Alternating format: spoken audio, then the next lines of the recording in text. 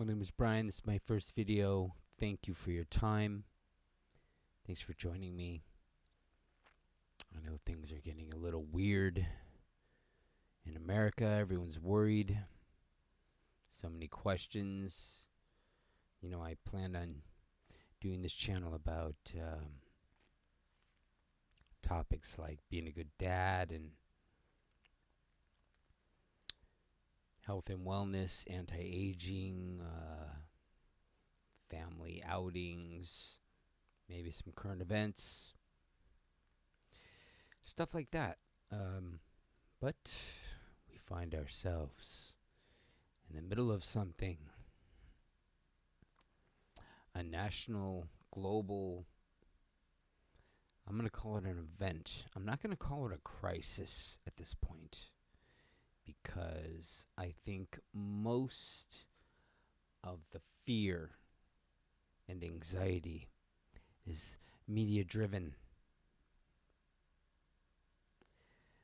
I do think this is a big problem. People are dying. Don't get me wrong, losing lives is never anything to sneer at or take lightly. It's important stuff. I think the one unique thing, I'm going to say there's two unique things about this virus. A coronavirus is not one thing. This covers many different viruses. So what I should call it is the Wuhan virus because that's where it came from, like the Ebola virus. Okay, this is not a racist term, my friends. This is not a racist term. I should make a whole separate video on the list of viruses that are identified by their geographical location. So let's move on from that ridiculous concept right now. Excuse me, I'm looking at a lot of notes here, and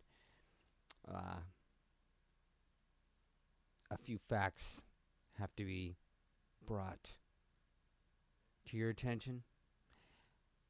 As of today, I think it's over 500 now people have died in America. That's a lot of people.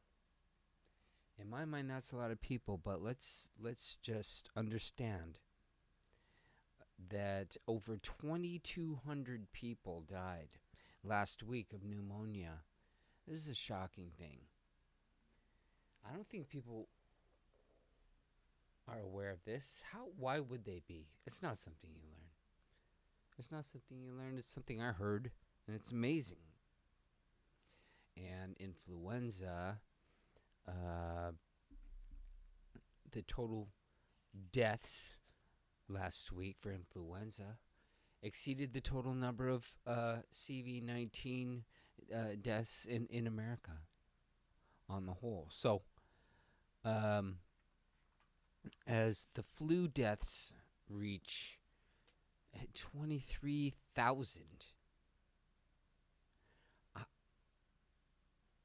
dead Americans, I mean, how are we judging this? Now, I understand that it's more infectious. It seems to have a resilience to being able to live on a surface, I think. Is that true? So, I heard the 9-day thing was reaching. It's more like 2 or 3 days. It's more like 2 or 3 days. Now, okay, so let's go for some good news. There's a lot of good news. The good news is there's a lot of good news. It's not very serious if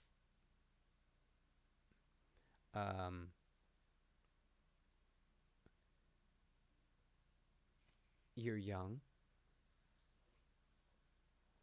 If you're in good health. Now, in my opinion, my friends, this is where we drop the ball. We have a vulnerable piece of our population, the elderly and the ones who are compromised in some other way, like they have, diabetes, heart condition, probably any number of things that make you more susceptible to virus and make virus more harmful. So, what I'm trying to say is, the good news is that it's not very serious to the part of our population, to most of our population, to the healthy part of our population, which is most of the American population. We're all in pretty good health. But we are not prepared. We got lucky. Don't you think we got lucky on this? We got lucky on this. We are not prepared for something bad. What if it was really bad and it was attacking healthy people? Which I was shocked to find out that the H1N1 was attacking healthy people 10 years ago and children. We'll get back to that in a second. It's kind of the end topic of this video is we're not prepared. I mean, can you imagine if the electricity or the water goes off? If the grid actually falls down, the water does go off. Did you know that? I always thought if the electricity goes off, well, we still have water. We're fine. No, the grid is still up and running. It takes, I don't even know what it is, thousands if not more. I don't know if it goes into millions of volts, but it's lots of volts, I think, to move that water. And so,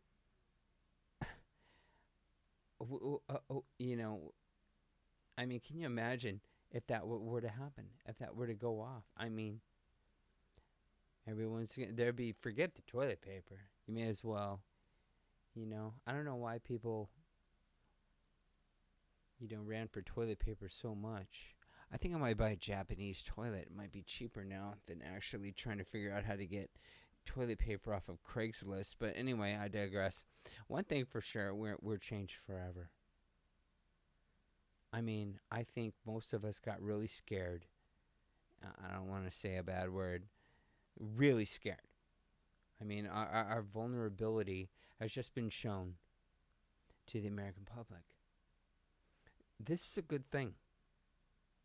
This is valuable lessons we're learning.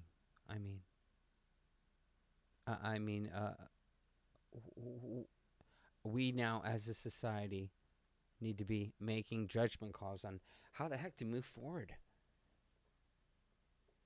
I hear that the Obama administration didn't replenish the masks after the H1N1 scare. Or it was a national emergency. I'm going to prove that to you in a second. I have a little video.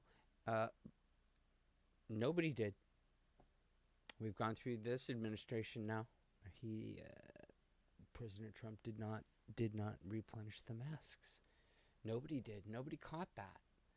We need someone to audit all this stuff. I have no doubt Trump would have put it right back.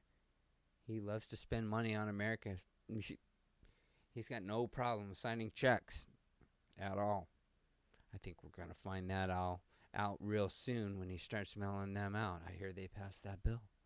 Anyway, I want to show you something.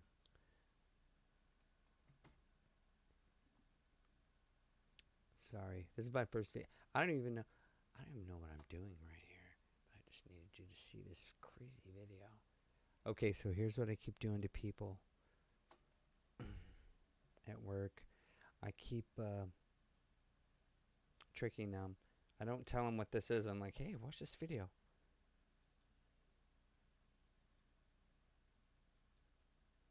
Today's numbers are about 4 times higher than what... Oh, sorry. Okay, here we go.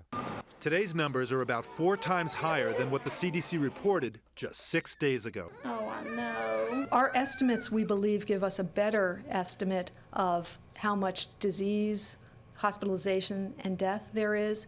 The government now believes roughly 8 million children have come down with the virus. Children. In addition to the 540 who have died, 36,000 have been dead. hospitalized. 36,000 Among in the adults hospital. 18 Children. to 64, there were an estimated 12 million cases, 53,000 hospitalizations, and almost 3,000 deaths. What we are 2,000 seeing deaths. in Okay, so what my 2009 point is is- unprecedented. But the agency insists the Okay, hang on. Okay, here's my point.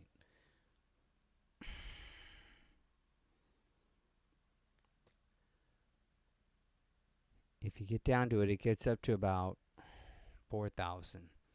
If you start looking at what happened, I'm just looking at videos really, but it said it got to about 4,000. But where was the panic? Right now, people are attempting to gain power for this. Where was the panic 10 years ago? Where was the stock market crash? Well, guess what? This channel is going to report the good news. Here's the good news. Oops. Okay. Here's the good news. Number one, it seems that the younger generations have some kind of resistance. Some kind of resistance to this thingy. Okay, to this thing. Thank God. Thank you, God. Number two, it also seems that death rate is going to be extremely low. Here was their trick. Okay, here's their BS. I call BS on them. They were predicting this thing at like 4%. That's 4 people out of 100 people. That's a lot of people. Okay, so right now, this thing is going to dip. I mean, that number is going to fall because all these people are probably, unfortunately, already infected and they're able to fight it off on their own. That's the great news here. So, whether deliberate or intentional, I think, deliberate, I don't know. Whether on accident, I should say, or intentional or deliberate. Whether on accident or intentional, they were reporting a 4% death rate, okay, which should be closer to 1%. The flu is, influenza, I think, is 0.5 to 1%. Okay? So, also, and you can ask Tucker Carlson this one, and he was tripping out early. He was tripping out early on, like Donald Trump wasn't doing enough. But I think Donald Trump already had enough information to be able to say, hey, just pump the brakes a little bit on this, okay? We're not going to let this get out of control. We have the information we need to move forward. Anyway, I'm digressing. But what I wanted to tell you was also, Tucker Carlson had a guy on who said that 86% of the symptoms, 80% of the infected are asymptomatic. Okay, so there are no symptoms. So, meaning they can only spread the virus. So, as all these younger people are on vacation, basically, and Donald Trump's going to pay for the whole thing. He's going to pay for the whole thing. He's going to pay for the whole thing. People are going to take a whole month off. And bam, he's going to hit them with money. A lot of money. He's not stupid. He's going to take care of the American people like he's been doing for the past almost 4 years now.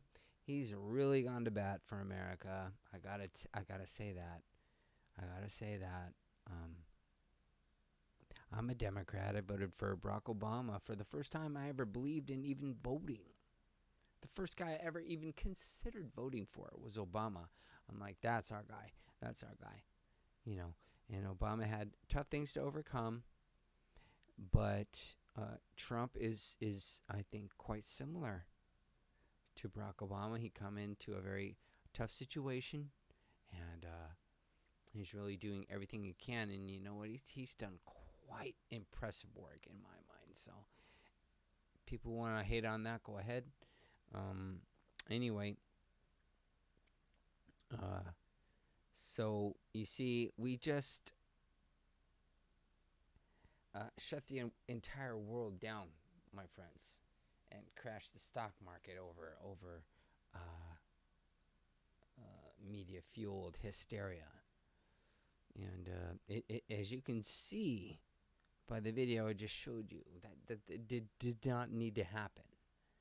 Okay, things were way worse just with the H1N1 thing 10 years ago. So I've been laughing at people when I show them that video. And I'm like, that was 10 years ago. They're like, what? And so I think as of yesterday, the stock market is starting to react to these truths that I'm trying to share with you today.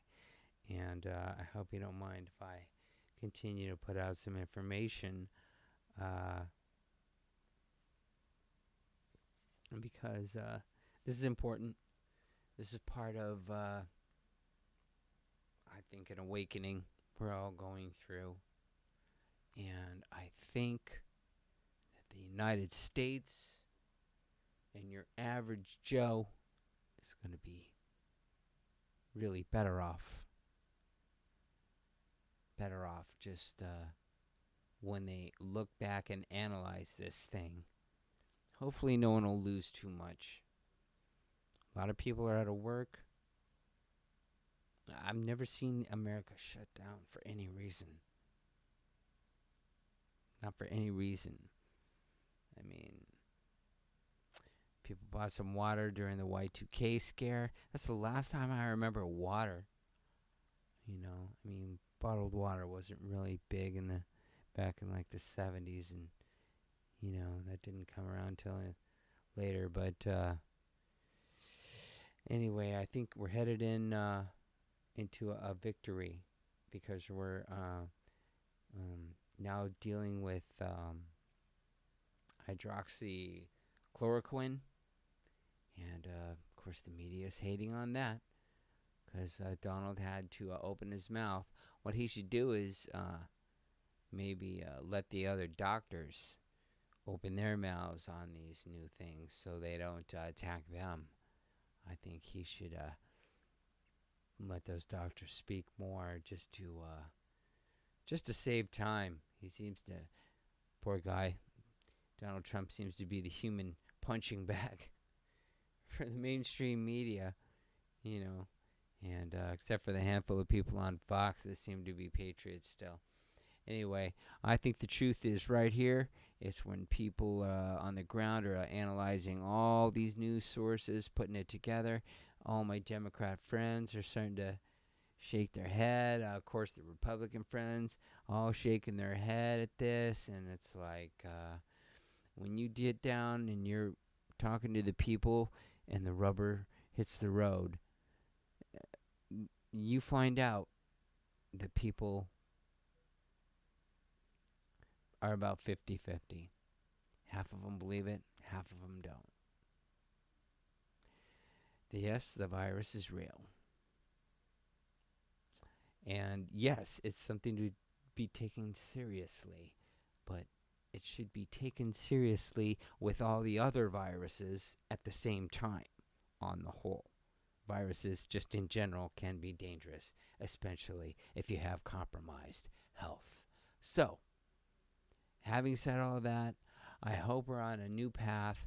I hope we're on a path of good news, and it's going to be constant good news because I know we've gone through the worst of this now, the worst of the scare. And let's face it, if you go against Donald Trump, you're making a mistake. He knows what the heck he's doing. He's trying to do everything he can for America. So, let's support him, and let's support what the guys at the CDC are saying. No, they're not going against Donald Trump. I think my next video will be on that. And let's see what's really going on. Let's forget about the spin that's going on in the media, this way or that way, and let's focus on facts, and let's focus on healing. Thank you. Thank you so much for listening.